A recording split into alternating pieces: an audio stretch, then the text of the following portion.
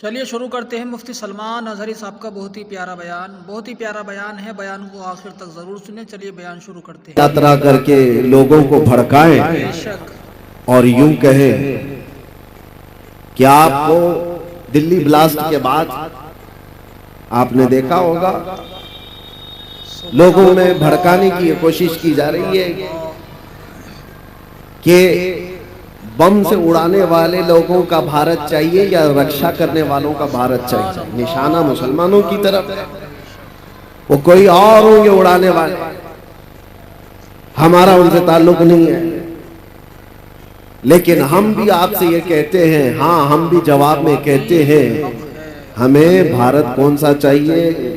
گولی مارنے والے گوڈسے کا نہیں چاہیے، ہر دل میں محبت پیدا کرنے والے غریب نواز کا چاہیے. امن کے پیغام ہر علاقے میں پھیلانے والے اس غریب نواز کو تم نے پڑھا ہی نہیں ہے. آج لوگوں میں نفرت کا بازار گرم ہو چکا ہے، اور اس لیے بھی ہم آپ کے سامنے حاضر ہو جاتے ہیں کہ آپ ڈرو مت. دیکھیں ایک بات میں آپ کو بتاتا ہوں، ہر دن ہمارے لیے سب خوشحالی کے نہیں ہوتے، آزمائش کے بھی وقت آتے ہیں. چاند کو بھی گہن لگتا ہے لیکن جب چھٹ جاتا ہے تو پھر آب و تاب کے ساتھ چمکتا بھی ہے. امت مصطفیٰ صلی اللہ تعالی علیہ وسلم ہمیشہ سے امتحانات اور آزمائش کے اس دور سے گزرتی گئی ہے، اور ثابت قدمی کا یہ امتحان ہوتا ہے. آج پوری دنیا ہماری طرف جھپٹ پڑنے کی نظر سے دیکھ رہی ہے. ابھی جیسے وکیل صاحب کہہ رہے تھے، نہ میں اسلام چھوڑوں گا نہ ہندوستان چھوڑوں گا. کسی کے باپ کا ہے ہندوستان؟ کوئی نکالے کوئی بٹھائے، لیکن لوگوں میں ایک ڈر پھیلانے کی کوشش کی جاتی ہے، بھے پھیلایا جائے، اور مسلمان ڈرا سہما جی حضوری کرنے پر آ جائے. یاد رکھو میرے عزیزو، یہ طوفان تمہارے ایمان کا امتحان لے رہا ہے. اس طوفان میں جتنے خس و خاشاک اور کچرے ہیں سب اڑ جائیں گے، اور جو محبت مصطفیٰ کے ساتھ ہیں وہ ان طوفانوں کا ڈٹ کر مقابلہ کریں گے اور کھڑے رہیں گے. اس سے بڑے بھی امتحانات آ جائیں وہ ڈٹے رہیں گے اور جمے رہیں گے.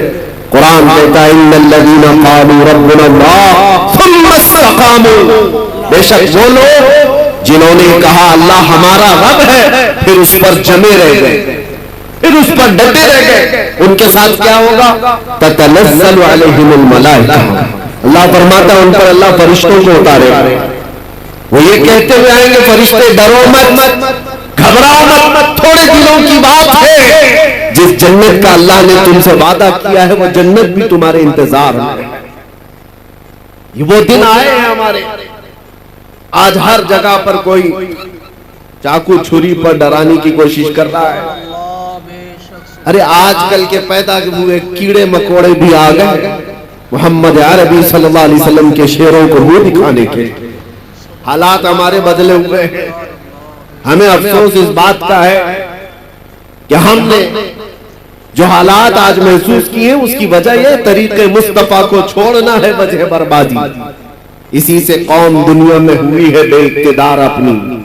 ان کے جو ہم غلام تھے خلق کے پیشوا رہے، ان سے پھرے جہاں پھرا پھرائی کمی وقار میں. یہ تو حالات ہمارے اس طرح کے ہو گئے کہ ہمارے بچے آوارہ ہو گئے، ہمارے جوان راستہ بھٹک چکے. اس کے لیے ایک مشہور محاورہ، بلکہ کسی نے یہ شعر کے انداز میں کہا تھا، دیوار کیا گری میرے خستہ مکان کی، دیوار کیا گری میرے خستہ مکان کی، لوگوں نے آنے جانے کا راستہ بنا لیا. ہوتا یہی ہے کہ گھر کی دیوار گر گئی تو لوگ ادھر سے ادھر جانے کا اس کو راستہ بنا لیا. تمہارے اخلاق تھوڑے نیچے کیا آ گئے، ہر کسی قوم نے تم کو اپنے نشانے پر رکھ لیا. ہر کوئی ٹرائل مسلمانوں پر کرنے لگ گیا ہے. جس کو بھی آج لوگوں میں ایک بات آپ کو میں بتاؤں، کہیں چھپا ہوا بھی کوئی کیڑا مکوڑا ہوگا، اسے مشہور ہونا ہے تو مسلمانوں پر بھونک کر مشہور ہونا چاہتا ہے. اسلام پر بول کر کے وہ باہر آنا چاہتا ہے، ہیرو بننا چاہتا ہے. ہیرو بننے کی یہ جو ہوڑ لگی ہوئی ہے، حیرت کی بات ہے تمہیں اس طرح کی سستی شہرت میں بھی ہم ہی یاد آتے ہیں، وہاں پر بھی ہماری ضرورت ہوتی ہے. لیکن میرے عزیزوں، یہ حالات ہمیشہ نہیں رہتے، ہمیشہ نہیں رہتے. مصیبتوں کے وقت سیدنا بلال حبشی رضی اللہ تعالی، حضرت خباب ابن الارت، یہ وہ صحابہ ہیں جنہوں نے حضرت خباب کو جان جن کی جا چکی ہے، حضرت خبیب ابن عدی جن کو کفار و مشرکین نے ختم کر دیا ہے.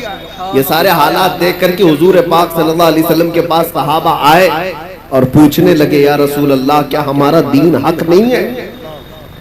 یہ سوال سنو توجہ سے. جب مصیبتیں زیادہ آئی تھی، ارے اس کا 5% بھی آج آپ نہیں دیکھ رہے، ہم نہیں دیکھ رہے ہیں، جو صحابہ پر گزری. موب لنچنگ نہیں ہوتی تھی اس وقت، موب لنچنگ بھی ہوئی ہے، صرف مردوں کی نہیں، عورتوں کی بھی، بچوں کی بھی، بے حساب اس وقت قتل بھی ہوئے. اور اسلام کی ابتدائی حالات میں ان لوگوں نے جو مصائب سہے ہیں، تکالیف اٹھائی، تو حضور سے آ کر کے انہوں نے پوچھا تھا کیا ہم حق دین پر نہیں ہیں، ہمارا ایمان حق ہے یا نہیں؟ حضور پاک صلی اللہ تعالی علیہ وسلم نے فرمایا کیوں نہیں، بلا بالکل حق پر ہے. تو پھر اتنی مصیبتیں آتی کیوں ہیں، اتنی پریشانیاں آتی کیوں ہیں؟ آج ہو سکتا ہے آپ سب کے دلوں میں بھی یہ بات اٹھتی ہو کہ اگر ہم حق پر ہیں تو یہ حالات اس طرح بکھرے کیوں ہیں؟ تو ایک بات یاد رکھ لینا، حضور نے تو یہ جواب فرمایا کہ تم سے زیادہ مصیبتیں انبیاء کرام پر آتی تھی. نبی تو گناہ کا سوچ بھی نہیں سکتے، ان پر اللہ تبارک و تعالیٰ نے آزمائشیں ڈالی ہیں. انبیاء کرام پر صحابہ سے بھی زیادہ مصیبتیں آئی. حضور نے فرمایا جس کا جیسا امتحان ہوگا ویسی مصیبتوں سے گزارا جائے. اور میں اپنی زبان میں آپ سے ایک بات کہتا ہوں، آپ اپنے آپ کو کیا کہتے ہیں؟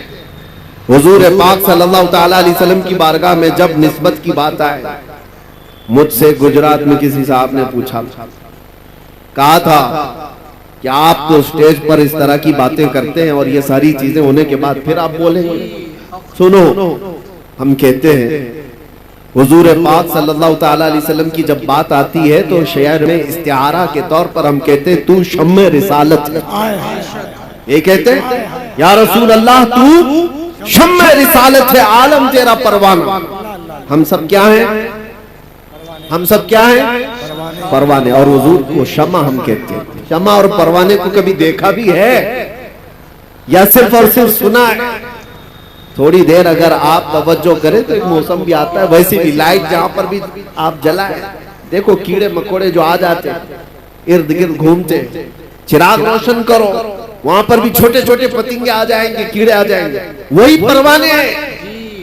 اور یہ شمع کے ارد گرد آتے کیوں ہیں؟ تھوڑی دیر اس کی روشنی لیتے، گھوم پھر کر کے وہاں پر مر جاتے، جان دے دیتے. کتنے کیڑے مر جاتے ہیں ایک شمع کے پاس، روشنی کے پاس. تو آپ کبھی ان پتنگوں کو پوچھو، اپنے بھائیوں کو بھی مرتے ہوئے دیکھ رہو، پھر جاتے کیوں ہو؟ چراغ روشن ہے، اس کے ارد گرد آتے کیوں ہو؟ پروانہ جواب دے گا میں پیدا ہی ہوا ہوں شمع پر جان دینے کے لیے. نعرہ تکبیر، دونوں ہاتھوں کو اٹھا کر نعرہ تکبیر، نعرہ رسالت. اسی لیے پروانہ یہ کہتا ہے تو نادان ہے، تو صرف شمع کے ارد گرد میرے بھائیوں کو مرتے ہوئے دیکھا تو مجھ سے پوچھ رہا ہے مری ہوئی لاشیں دیکھ کر کے پھر کیوں آتا ہے؟ جواب وہ دیتا ہے پروانہ میں پیدا ہی ہوا ہوں شمع کے اطراف گھوم کر اپنی جان دینے کے لیے. ان دنیا والوں کو بتاؤ اے سنی مسلمانوں، غیرت سنی آج بھی زندہ ہے، ان پہ مر مٹنے کا جذبہ کل بھی تھا اور آج بھی ہے. ہم پیدا ہوئے ہیں مصطفیٰ کریم صلی اللہ تعالی علیہ وسلم کی عزت پر مرنے کے لیے ہی. اسی لیے تو ہم اپنے بزرگوں سے جو منقول ہمیں عقیدے اور ادب آئے ہیں ہم گنگنا کر کے یوں کہتے ہیں بارگاہ مصطفیٰ میں ہماری اپنی زندگی ہوتی تو فکر کرتے ہیں، ہماری اپنی جان ہوتی تو ہم فکر کرتے۔ ارے آدمی اس چیز کی حفاظت کی فکر کرتا ہے جو اس کی خود کی ہو۔ کپڑا میرا ہے تو میں بچاؤں، سامان میرا ہے تو میں بچاؤں، جان میری ہے کہاں کہ میں حفاظت کی فکر کروں۔ ہم نے تو جان سپرد کی ہے مدینے کے آقا کے حوالے، اور اسی لیے بریلی کے امام نے ہمیں یہ سکھایا تھا کبھی یہ مت کہنا میری جان ہے میں فکر کروں گا میں حفاظت کروں گا، نہیں بلکہ یوں کہنا یا رسول اللہ دہن میں صبح تمہارے لیے، بدن میں ہے جہاں تمہارے لیے، اور ہم آئے یہاں تمہارے لیے۔ ماشاء اللہ سبحان اللہ، بہت ہی پیارا بیان تھا مفتی سلمان اظہری صاحب کا۔ بیان اچھا لگا ہو تو ویڈیو کو زیادہ سے زیادہ شیئر کیجئے اور چینل کو سبسکرائب کیجئے، لائک کیجئے، زیادہ سے زیادہ اپنے دوست و احباب تک ویڈیو کو پہنچائیے۔ بہت ہی پیارا بیان تھا ماشاءاللہ۔ اللہ تعالی حضرت کی عمر میں، علم میں، عمل میں برکت عطا فرمائے۔ چلیے نعت پاک کے چند اشعار سناتے ہیں، اس سے پہلے درود پاک پڑھ لیجیے۔ اللہم صلی علی سیدنا و شفیعنا و حبیبنا و کریمنا و ملجانا و مقوانا محمد صلی اللہ علیہ وآلہ وسلم۔ بہت ہی پیارا کلام ہے، کلام کو بغور سماعت فرمائیں۔ ہم تو تنہائی میں بھی محو سخن رہتے ہیں، ہم تو تنہائی میں بھی محو سخن رہتے ہیں،